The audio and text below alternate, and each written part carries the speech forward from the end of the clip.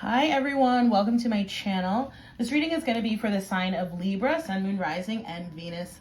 Libras, you're last but not least. Y'all often end up last. You know, I film my videos, not that I have like a tremendous following at the moment, but I film them based off of the number of views. So that's really, it's not a personal thing. I love Libras actually. I know a lot of Libras. So it's just like however many views there are, right? When I go to start recording from the last round. So if you want to be earlier on in this cycle, you got to share this video, right? So to that point, if the reading resonates, don't forget to like, share, comment, subscribe. We're using the Urban Tarot for this reading, okay? And then we'll get an oracle card at the end. So Spirit, what are the messages for my Libras, Sun, Moon, Rising, and Venus? Okay, I feel like y'all could be connecting with another air sign, another Libra, Gemini, or Aquarius. We have the Page of Swords here.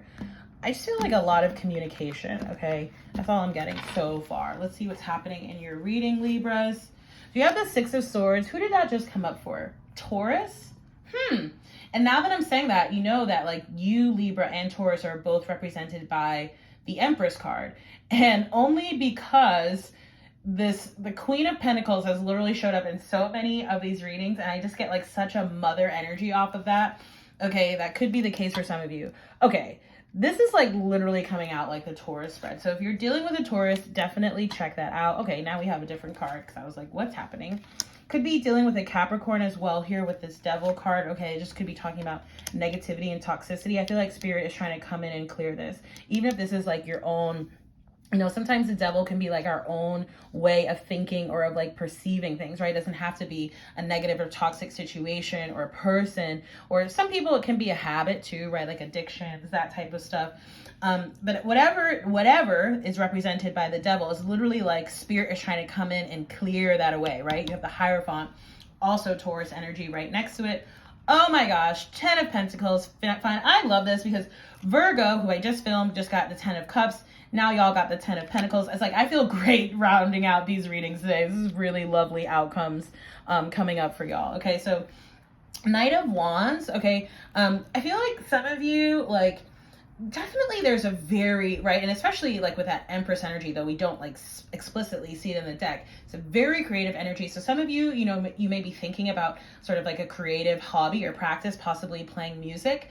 I do feel like Spirit is saying like commit to it, you know, like do it on a regular basis, whatever that may mean for you. Okay, and you know already you have the High Priestess, so very spiritual energy here. I feel like this could be also talking about like someone you're connected with, like you're both very spiritual, tapped in beings, whether you are, you know, identify as spiritual or not, whether you feel like you practice spirituality or not. I believe we're all spiritual beings, right? But not everyone is like on a spiritual path, shall we say.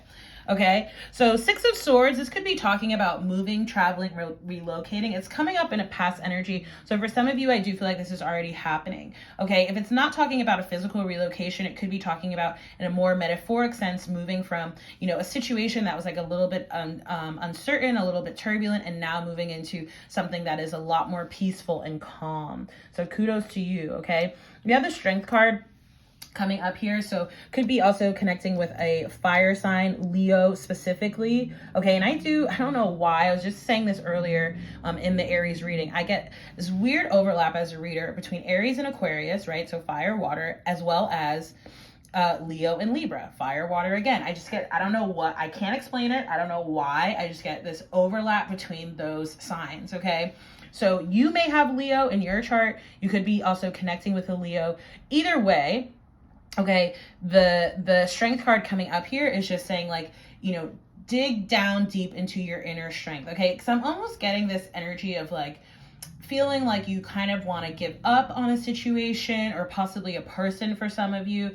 I feel like this is saying like, don't, you know, I just heard the phrase, don't throw the baby out with the bathwater. Maybe there are some things, okay, that need to sort of be course corrected here, but it's like not the whole thing, okay? So look at this, there is like love, okay, especially if we're talking about a connection.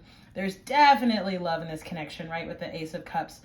For some of you too, this is really saying like, pour into yourself, right? This is the metaphorical, you cannot pour from an empty cup cards. This is really saying, pay attention to your self-love, self-care, making sure that you're really vibing high so that everything and everyone that you touch gets the best of you, right? They're not getting the half empty version of you, the half high vibing version of you, okay?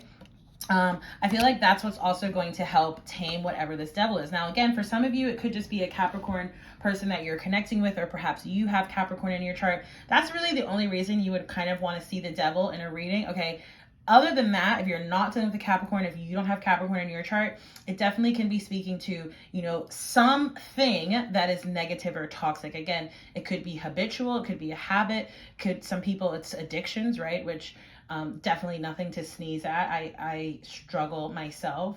You know, and it could just be like your own sort of thinking, right? Your own kind of like limited, you know, people maybe who suffer from, and this is not a judgment, but, you know, who tend to suffer from like negative or pessimistic thinking, okay? And really trying to put a spoke in the wheel of that cycle and change that for yourself, right? Because I said this just in the other reading with Virgo, but our thought, and I mean, it's always a thing, right? But our thoughts become things. So you really got to watch your thoughts, especially right now. It's a very highly manifestative energy in the collective energy, okay? So we will manifest good or bad. It just depends on where your mind is at.